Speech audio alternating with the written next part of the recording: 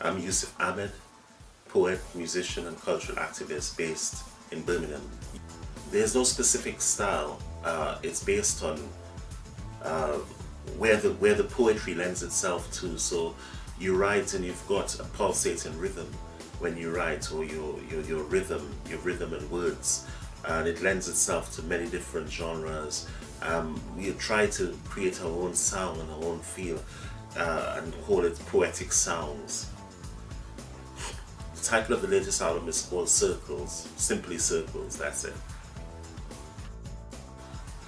Inspiration for Circles is based on various aspects and various scenarios, various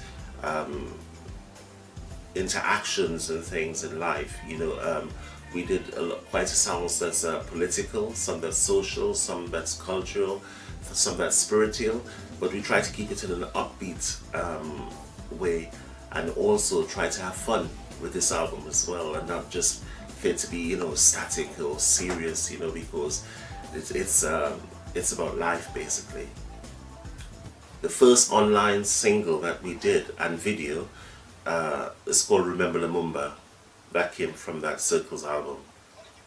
Remember Lumumba, the inspiration came from reading a book by the first name of this writer is Belgian writer called Ludo. He has a book called The Assassination of Lumumba, and also it's about the situation that's happening now in, you know, the former Zaire, Congo, the turmoil and the situation now. So I sort of examined and said, you know, well, Patrice Lumumba had a vision for the Congo and Africa when he became the first Prime Minister. And then I'm looking at the situation now, and it's all this turmoil and war, ongoing war. So I'm thinking, well, if Lumumba was alive, he wasn't assassinated, would the scenario be much different now in the Congo?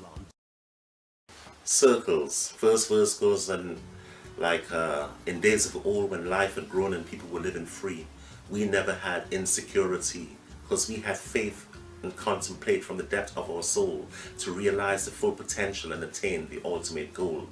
So it's about self-realization, realization of the ultimate truth. Circles sort of, you know, represent the album. It's about, you know, people running helter-skelter in the secular world. We've been misguided and taught things that's not true. We're looking at history and find that it wasn't written by us, it was written by those in authority. And, you know, lots of things have been changed, so sort of we're redressing the balance. The Weatherman is the third single, online single and video from the album.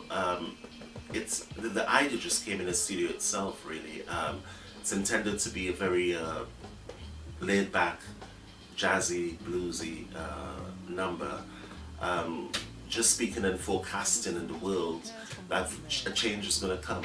One message I'd like anyone to take away is that, like in the verse said, you know, the oppressed and the dispossessed can't get no rest, but they all believe in the prediction of the Weatherman.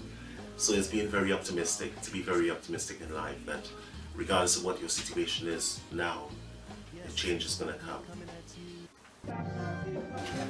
When we perform live, we've got a band, a full band, which is like Mel Jones on guitar, Tony Jones, they're not brothers anyway, but on drums. We've got Paul Beckford on bass, Vince on keyboards, and Shaz Akira on vocals. So it's a quite, you know, heavy sound, and it's quite up-tempo. So lots of our performances is quite up-tempo, it's not laid back. Of course there's laid back sounds, but there's all this, you know, interaction as well, and call and response with the audience. You're back on one again. Performing live is a happy medium. It's like, if I was a painter, I would love to exhibit my work. So being a musician and being a poet, then obviously I'd like to perform my work live, and it's something that you get that buzz from, that you can't sort of get recorded in a studio. You know, a studio can be quite sterile, but when you're live, you know, there's room for so much, you know, there's inspiration, there's so much happening, and you can ad-lib as well. You can go on, you can change the sound, you can move around the sound from what it was in the record to adapting it to a live performance as well. That's it.